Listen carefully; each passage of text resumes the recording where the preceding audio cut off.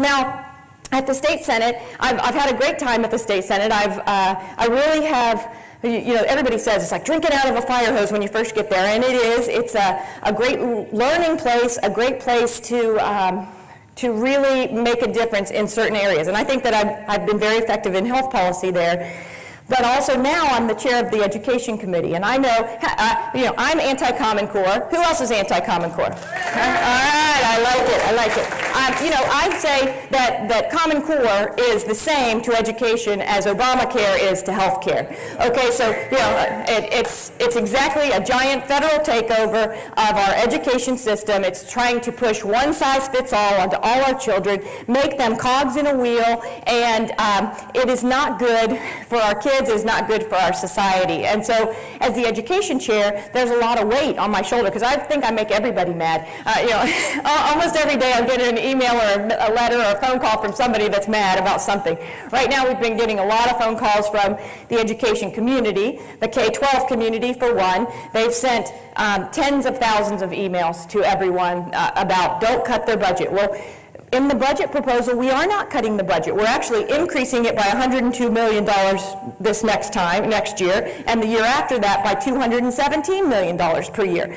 So they're out there brainwashing themselves, their students, and their communities about how we are the evil legislature. And so a lot of it is kind of playing defense on that, but also a little bit of offense so we can let people know what's actually happening.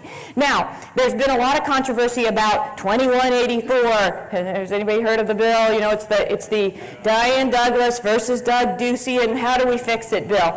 And I will tell you that we at the legislature were not looking for any more laws to make in that arena. But whenever they had their dust up and they had their misunderstanding, that's what I call it,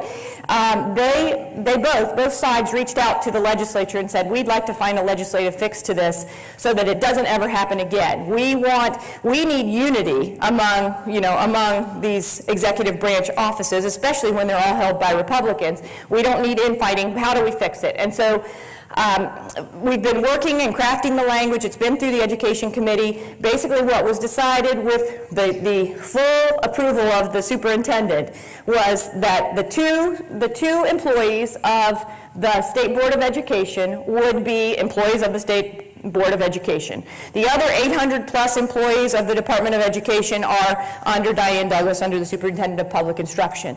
There's been no change in the policy-making ability. There's been no change in her executive title. She's the executive officer of the Department of Education. The power comes from the state board, and that's where, for me, as the education chair, I have a chance to really make a difference, because every single person appointed to the State Board of Education has to first pass the Senate Education Committee. And if they can't pass the Senate Education Committee, they can't go on. And I'm working on a way to try to shorten the period of time that they're able to serve. Right now in statute, if they're appointed by the governor without confirmation, they can serve for 1 year, and then they're gone. Now, I want to make it, if it has to be 1 year, because that's what's constitutionally required, I want those appointments to have to be made in the early part of the session, so that if someone does get to serve for a whole year, I mean, they have the whole session for us to approve or disapprove of them, but if they get to serve that whole time, then they're gone at the beginning, because we have somebody that's going to expire this year on April 24th, and the 100th day of session is April 21st. So if we are out of session, then we're going to have a vacant spot that the governor can appoint another person that can serve for a year that may or may not get confirmed. And so we have to stop that process. We can't allow that to continue to happen. So I'm working on stopping that process. But this year I should get 5 nominees that are coming to the board. Now, the disappointing part is one of them has to be a university president. And so I'm thinking that most of the university presidents are going to be pro-Common Core, so it may take us a couple of years to get that board in the shape that we would like to see it in. But there's still 4 other nominees that we have a chance. And so if any of those nominees come, I'm going to do a super vetting process on them. I'm going to be interviewing all of them. The conservative members of my committee are also going to be interviewing them.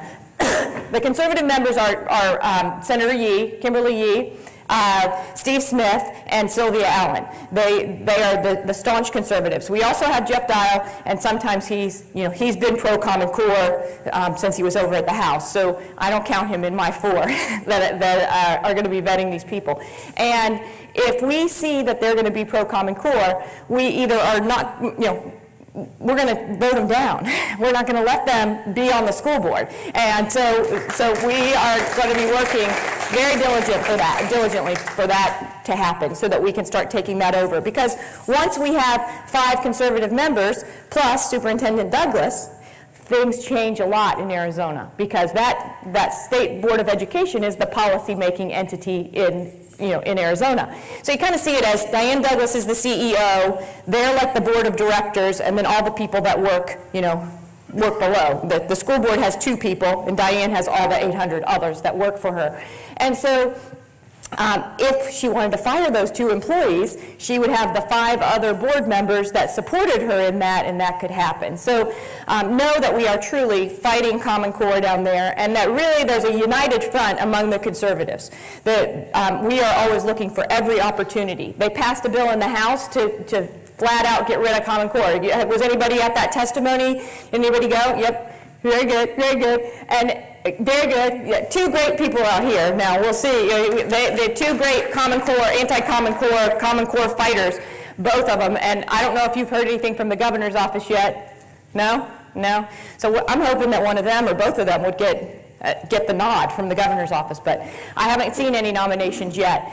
But in the House, they were able to pass that through the Senate or through the House K-12 committee, but they're 1 vote short right now from their vote count in order to get it through the floor. So we may never even see it on the Senate side.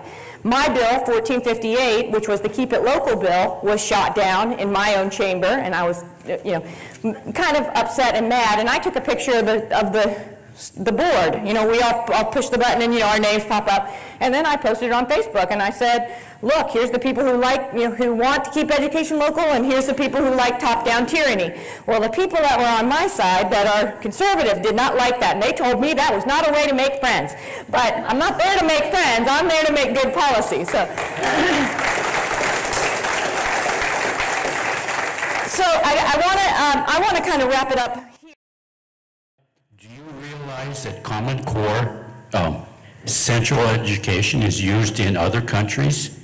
I do. It was funny because our daughter was an exchange student in Chile last year, and Chile does not have they have public education, but it's very bad. And then, so most of the kids, if their parents are able, send them to private school. But we have an exchange student from there this year as well, and she said, the public school here is better than the private school in Chile.